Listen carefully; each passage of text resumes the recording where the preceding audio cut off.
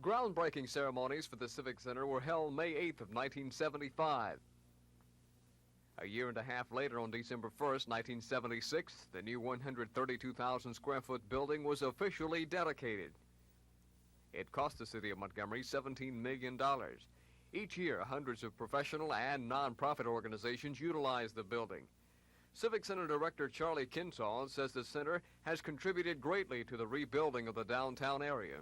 Well, it was hoped, in the beginning that it would be a catalyst to rebuild the older section of the downtown area in which we were located, the old warehouse and railroad section of town, and I think it has really accomplished that. We're very proud of the way the other people have supported us by buying the older buildings, renovating them, and putting in new offices, new facilities in the downtown area, which of course just complements the Civic Center. Kinsall says future plans include the building of an arts theater to be located in the area next to the Civic Center, an area now being used as parking space. From downtown Montgomery, Dan Black, WSFA TV News.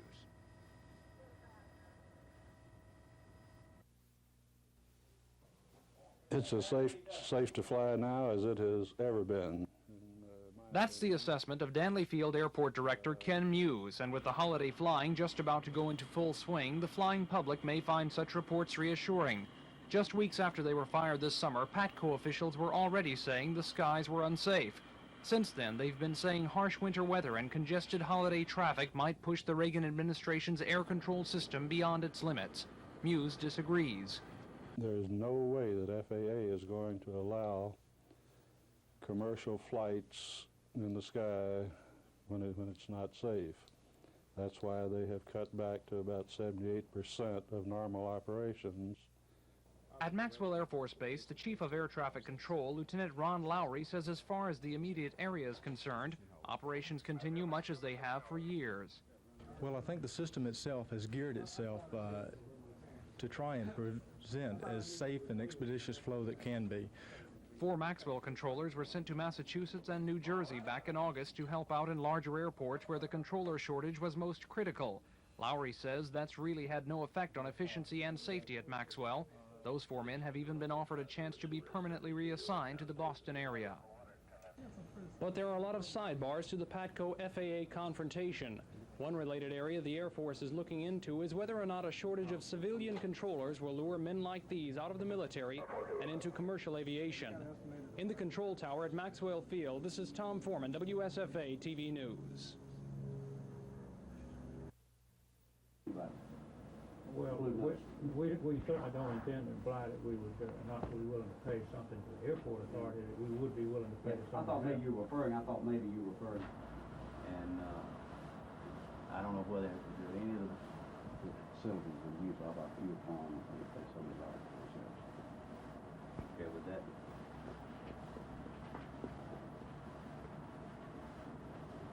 Engineer pays 5 and then the sub, well, that's all it is. Yeah, it all goes. Subs actually cut his just about in half. No, he was asking for about 30. For $32,000 for 30,000. Standard roofing and the pilots that were here, customers, and we would, Mr. Epps, and of course so would we. So.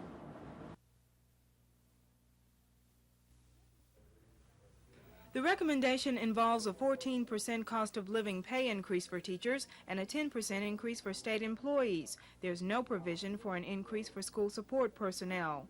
State Finance Director Rex Rayner says when the state employee increased health benefits are added to the salary increase, both the teacher and state employee benefits come out about even. He says recommending the salary increases is difficult to talk about and isn't easy, since the state's unemployment figures are continuing to rise.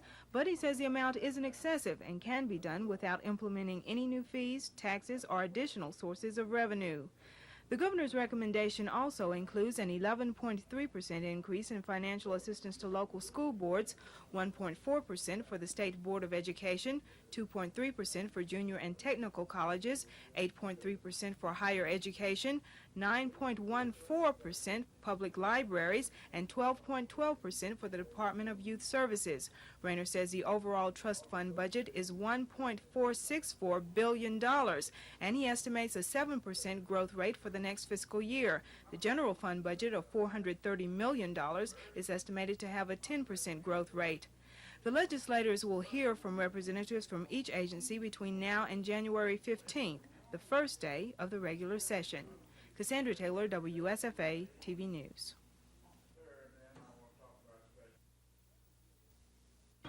Danley Field Airport Director Ken Muse says the economic impact of the Patco firing at Danley Field hasn't been much of a problem.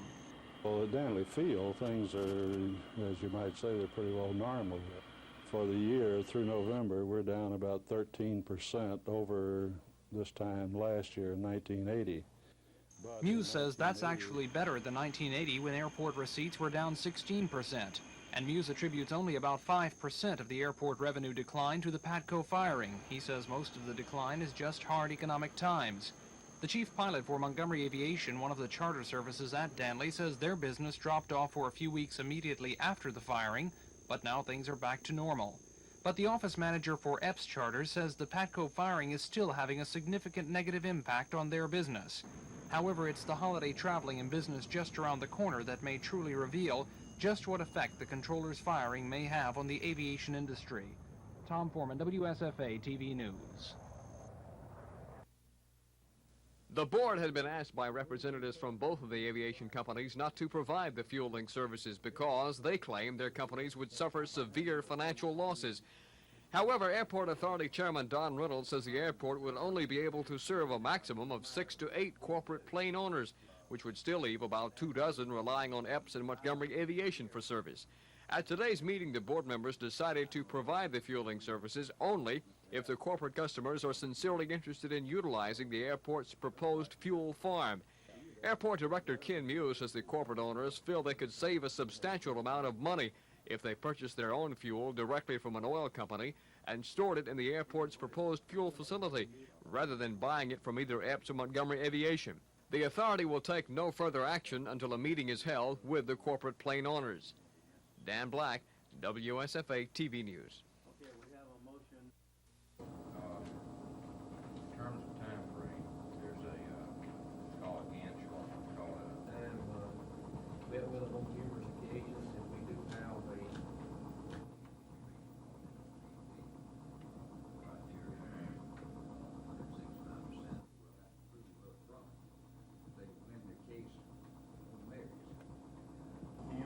Yes.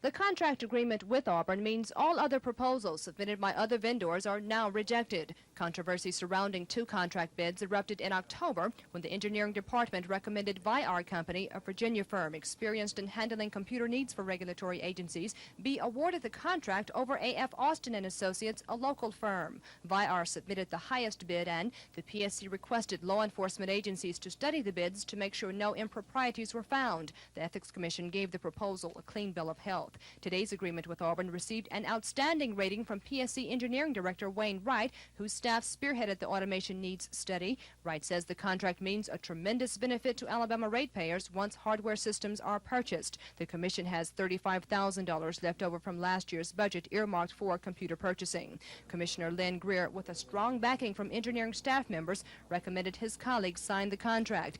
Engineers say the automation study won't solve all the problems associated with regulating utilities, but say the contract agreement is a good step in the right direction. Kim Davis, WSFA TV News. This good-looking brown vinyl shoulder bag is cleverly called the Smuggler, measuring only... Now shopping is as close as your television set if you have cable. This approach to retail selling is called the cable store. All the viewer has to do is make a telephone call and the merchandise is on the way. The service consists of product demonstrations of over 200 items presented twice a day in 1-hour programming blocks. Local subscribers can order products ranging from an $8 toy to a $1,000 pool table just by dialing 800-527-1181. The phone number, the price of the item, and its identification number are shown on the television screen.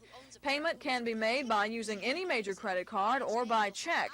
Merchandise can also be ordered by COD. So if you don't want to fight the crowds but would like to save money on gas, this might be a good way to get your shopping done easily and inexpensively. Gina Gregory, WSFA TV News. Package your friendship in these lasting English holiday tins equipped...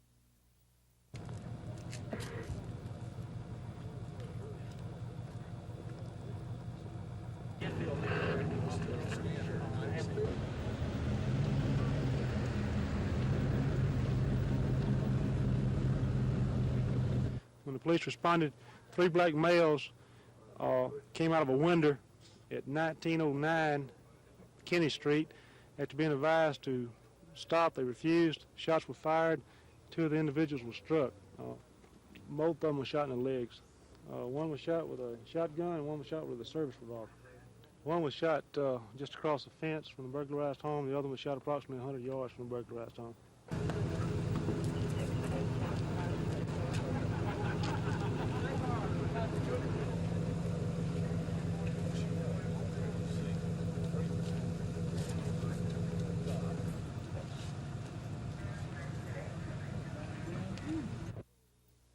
But all of that being what it is, you know why we are here. In 15th game Saturday, November 28, 1981. Now they're...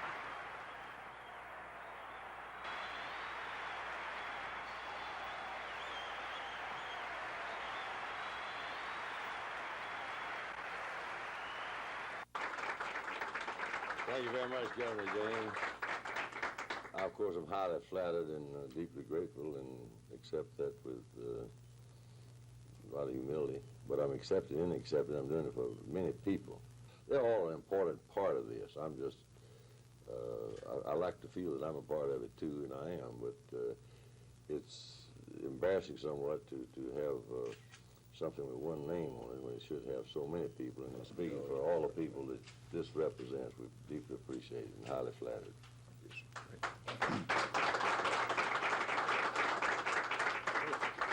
Could I...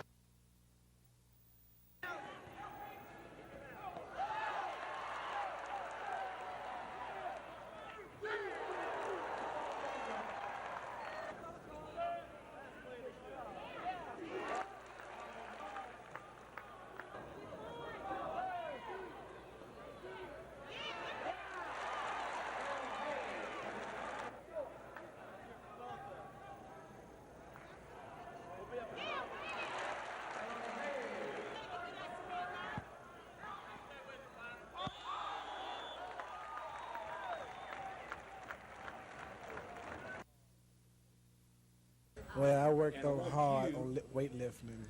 I expect to have a good season in the past years because I had a good sophomore and junior year. What about college plans? Anything in the future for you?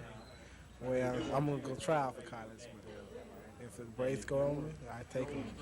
Anywhere in particular you'd like to go, or are you keeping that a secret? I guess keep it a secret. I think I'll wait till about May to decide where I'm going. Well, congratulations on your award. I'm sure you're proud of it. All right, thank you. And most of the award go to the team's trophy because they can be coachable to coach the team, and they're real good athletes. Yeah, well, I guess I'm satisfied with it. I think I could have played better in a few games. I had a little injuries bothering me here and there, but other than that, I'm satisfied with my year. What about the future for Danny Scute? What does it hold? Well, I've got a few pro teams, that are looking at me. What happens there, I really don't know. I'll have to find out when the draft comes out, and that's really what I'm waiting on. And after that comes out, and I find out where I'm going, then I can decide whether I want to finish my education or pursue a career in professional football.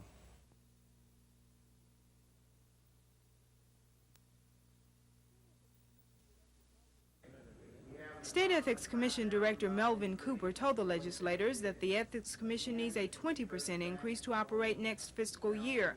Cooper is asking for a $41,000 increase, but Governor Fob James is recommending slightly less than $30,000. Cooper has several ideas on ways to offset the Commission's expenses. He suggests that the ethics law be amended to require lobbyists to pay a $100 fee and that each organization that hires them pay the Commission $50. He also suggests that the legislature raise the salary cutoff for public employees who must file financial statements under the ethics law from $15,000 to $20,000, and that the legislature remove the filing requirement for uncompensated board members. Representatives from East Alabama Child Development Group are asking the legislature for $1.5 million next year, a 50% increase over the $1 million they received this fiscal year. But Governor James recommends that it not be funded at all. Cassandra Taylor, WSFA TV News. If you look on over to the right-hand side where it says Governor's recommendation, I think you...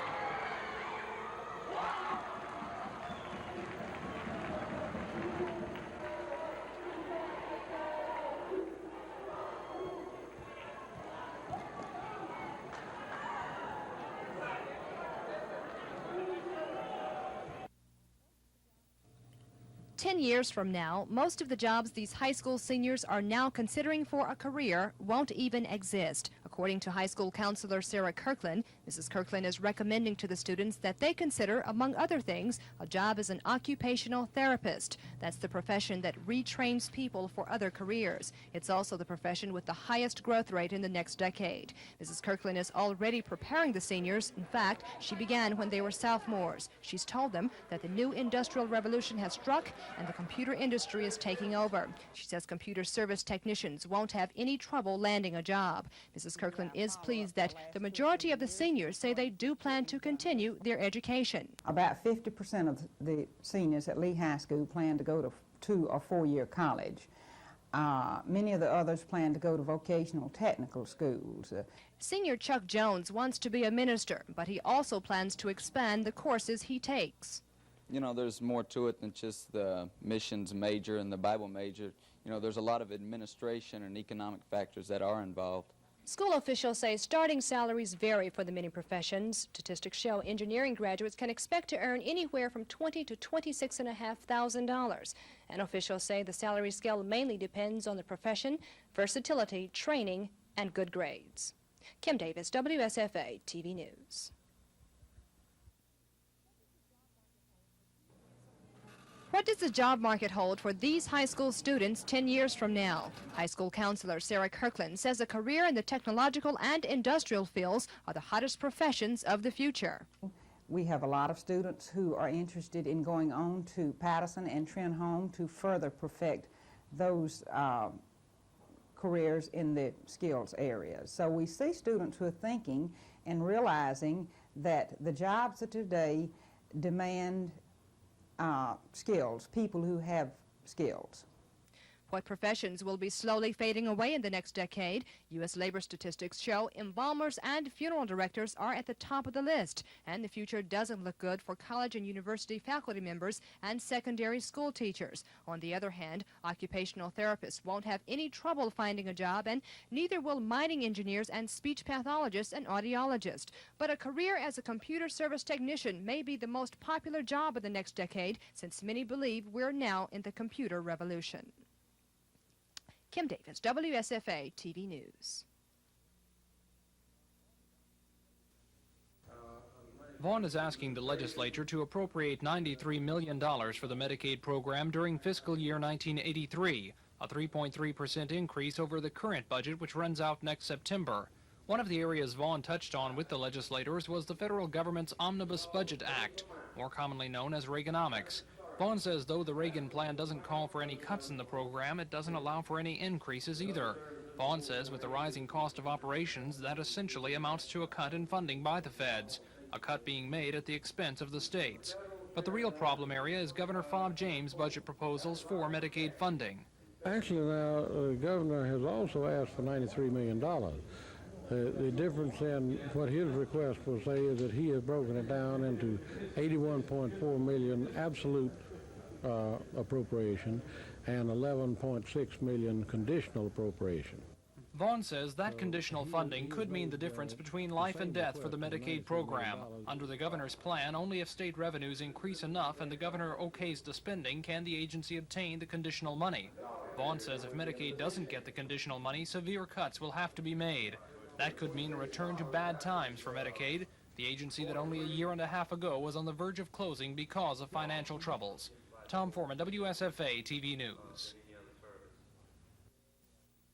We see patients here. We do follow up on patients that have been operated on in our unit, and we also see new patients who'd like to come into our program. We're here to consult with the local physicians in the area.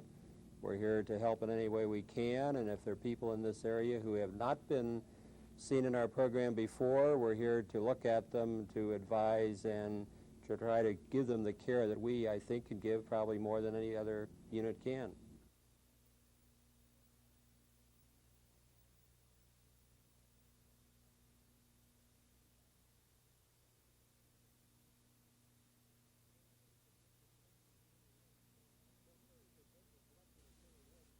The hearing for Draper Correctional Center Warden Joe Oliver, his assistant James Digman, and 2 other prison officials was scheduled for last month, but was rescheduled for this morning here at the State Board of Corrections. That hearing, which was scheduled to get underway at 8 o'clock, was postponed at the last minute because the news media had requested that the hearing be open as required by prison system regulations. Later, the Montgomery Advertiser filed for a temporary injunction against the board. This afternoon, in Circuit Judge William Gordon's courtroom, attorneys representing the Board of Corrections told Judge Gordon that the state had no objections to an open-door hearing. With that action, the attorney for the newspaper agreed to withdraw his motion. Meanwhile, the attorney for the 4 prison officials, Rio Kirkland, said his clients were not involved in the decision to open the hearing. Another hearing has now been tentatively rescheduled for 8 a.m. tomorrow morning at Prison Commissioner Joe Hopper's office. From the State Board of Corrections, Dan Black, WSFA TV News. Prison spokesman Ron Tate says this new list will include inmates who are eligible for release within 6 months to a year. No specific number has been stipulated, just those that fall into the 6 months to a year category. Varner is the same judge who ordered 277 state prison inmates released last summer to relieve overcrowding in the penal system. Varner held a closed-door hearing last month to consider whether he should order a second mass release. At that time, some 1,500 state inmates remain backlogged in county jails due to lack of space in main prison facility. Varner has said that he would periodically ask for more lists of inmates nearing the end of their prison terms if the overcrowding problem wasn't solved. It isn't. Governor James has devised a 4-part plan to try and reduce the number of inmates in the county jails, but he's had to ask the judge for more time to accomplish it. Some lawyers say the governor's plan will never work. The judge's request for the new list could be purely routine, but then again it could signal another release because so far the governor's plan to transfer the inmates out of county jails is still being implemented, and those county jails are still backlogged. Gina Gregory, WSFA TV News.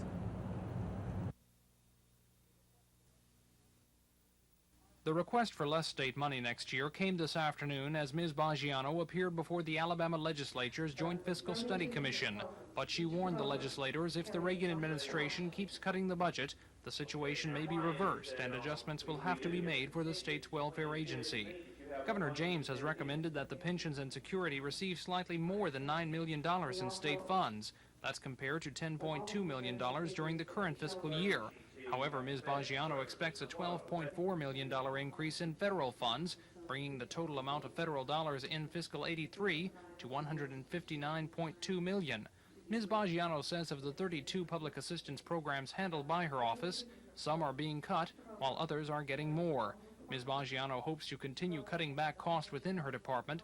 Plans for future automation of equipment and crackdowns on welfare fraud should aid her efforts. Tom Foreman, WSFA TV News. Hi, Bill. How you doing? How you doing? Huh? Hold on, hang on. Which one you talking about?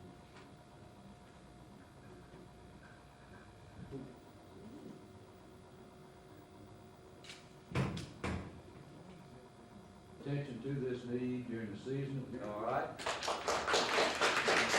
That's good. Great, great.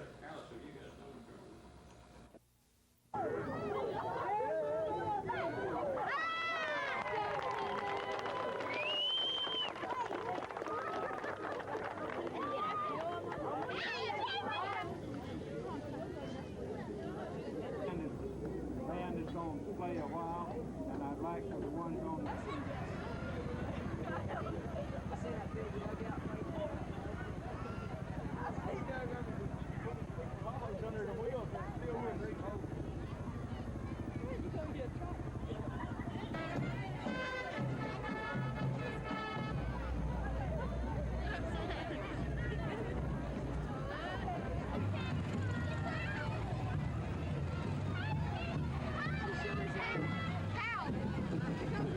How?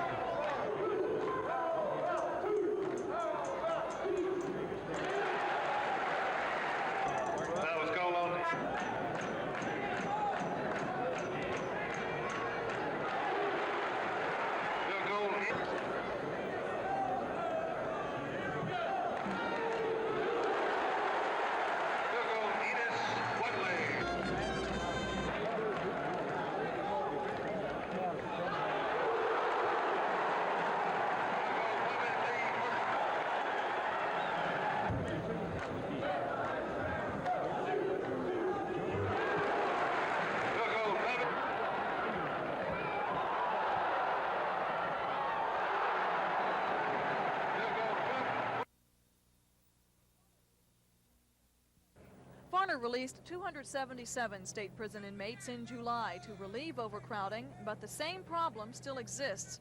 No room in main facilities for more inmates, so county jails bear the brunt of the problem. Prison spokesman Ron Tate says the judge wants to see a list of inmates who have from 6 months to a year left to serve. He says Varner didn't stipulate a number, just those in that category. Varner has said that he would periodically ask for more lists of inmates nearing the end of their prison terms if the overcrowding problem wasn't solved. It isn't. Governor James has devised a 4-part plan to try and reduce the number of inmates in the county jails, but he's had to ask the judge for more time to accomplish it. Some lawyers say the governor's plan will never work. Varner heard arguments last month on whether he should order a second mass release. At that time, some 1,500 state inmates remained backlogged in county jails. Varner hasn't given any reason for asking for the list. The request could be purely routine. But the last time the judge asked for such a list, he released most of the inmates on it. Gina Gregory, WSFA TV News.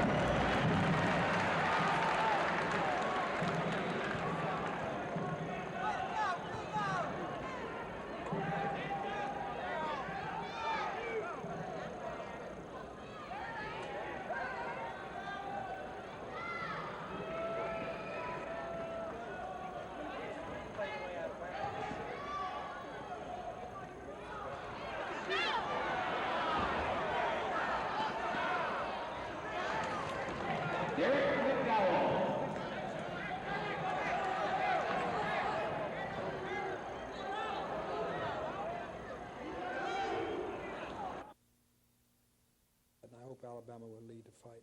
Who would you like to see as governor? We'll still be engaged in struggle, but I would hope that in the 1990s we will have put behind us terrorism against blacks, that we would have seen the futility of Reaganomics, that we would have made a commitment to full employment and the reordering of our priorities, that we would have engaged in realistic nuclear disarmament, and we can work realistically for peace, where we would have given the kind of leadership that will spread democracy and justice around the world in Southern Africa, that our posture there, blacks would have helped shape American foreign policy to the extent where it comes out on the side of the blacks who are oppressed in Southern Africa.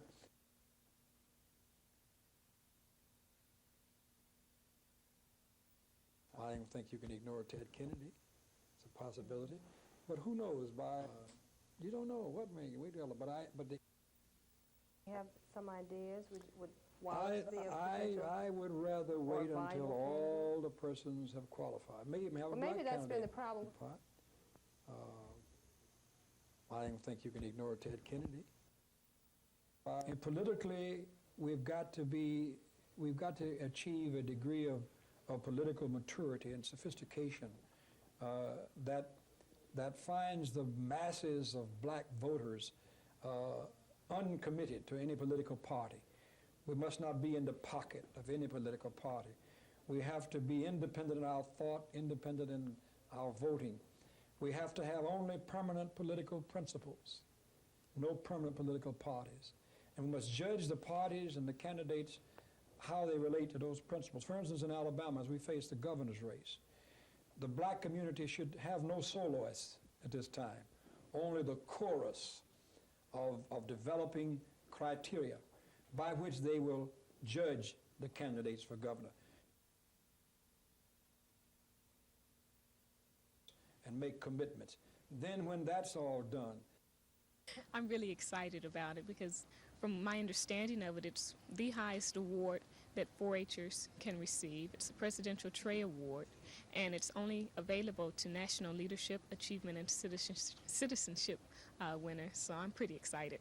Well, you certainly are entitled to be. What are some of the things that you have done in your 4-H career that have led up to this very honor? Well, I am attending the Congress under the Project of Leadership. But leading up to this, I worked with Foods Nutrition, Public Speaking, and briefly with the Clothing Project. I taught a DOT class, Diets Our Thing. It's basically known as Educational Foods and Nutrition Program. And I also conduct local 4-H meetings in the absence of our county agents sometimes.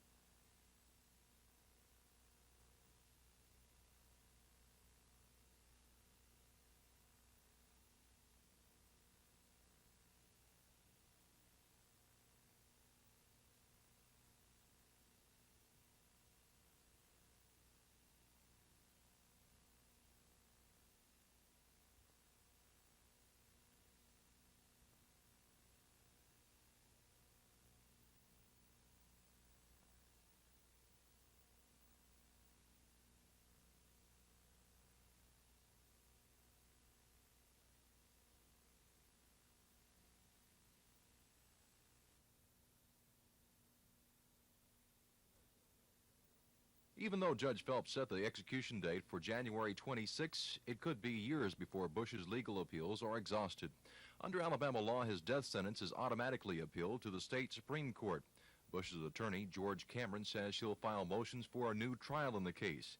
Cameron says he was denied some evidence by police, evidence that may have helped his client. Cameron says he didn't find out until after the trial the two detectives who questioned Bush were allegedly accused of brutality in another case. During the trial, Bush maintained that detectives beat a confession out of him. Authorities produced pictures taken of Bush before and after questioning that showed no physical signs of brutality. The detectives also took the stand and told the court Bush gave them the confession on his own free will, without threats or violence. Cameron says he'll file the motions for a new trial within a couple of weeks. Meanwhile, Bush is scheduled to face another capital murder charge later this month. Don Phelps, WSFA TV News. Supreme Court Chief Justice C.C. Torbert told the Joint Legislative Committee that it would take a minimum of $52,691,000 to operate the courts during the next fiscal year. That figure includes circuit, district, and appellate level courts statewide. If the judicial system were to be appropriated that amount, it would be more than a $5 million increase over their current budget. But Judge Torbert says Governor James' recommendation has agreed the money is needed. Although Justice Torbert's request doesn't include any new judgeships, he did tell the committee more were needed. The only area he specifically mentioned was Birmingham. Judge Torbert urged the committee members to be receptive to expected legislation that would create some new judgeships. The committee's most sympathetic ear, however, today appeared to be turned toward the Department of Examiners of Public Accounts. Chief Examiner William Dillard said his department, which is mandated by the legislature to audit state agencies, has never had the funds to meet its requirements. Several committee members said they agreed that Dillard's department should be funded enough to hire 20 additional auditors.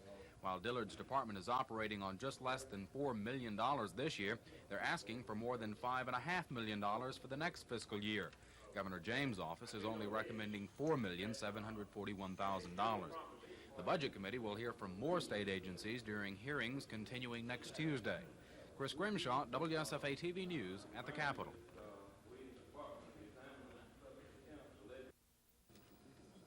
The hearing began shortly after 8 o'clock this morning, but it was not until 11:30 that attorneys for the 4 prison officials and Department of Corrections began their opening statements. The prison officials' attorney, Rio Kirkland, delayed the start of the hearing for some 4 hours on procedural matters. At one point, Kirkland asked the chairman of the hearing, Dr. Merle Friesen, to recuse himself from the hearing because Kirkland said he thought Friesen had interrogated a prison guard who was to testify on the case. However, the guard was called to the stand and said Friesen had never questioned him about the incident. Kirkland in turn apologized to Friesen and told the board he received false information concerning the chairman. Only one witness offered testimony this afternoon. Prison investigator Paul Sides gave details of his investigation into the beating incident and offered into evidence 16 color photographs that were taken of Lowe's injuries. Sides told the panel that Lowe had a discolored area around his right eye and the top portion of his lip had been, as he put it, busted. The investigator said Lowe also had several welts on his back that were reddish in color. The hearing board is to make a recommendation in the case to Prison Commissioner Joe Hopper, who will then in turn decide what disciplinary action, if any, is warranted against the prison officials. Matt Carmack, WSFA TV News.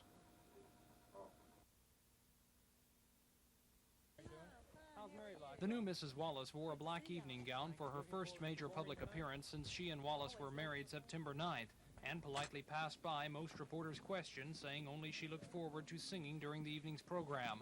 The former governor arrived in a separate car a few minutes after his bride. He, too, had few comments. Asked what his wife thought of speculation that he might seek another term as governor, he said, "You'll have to ask her that."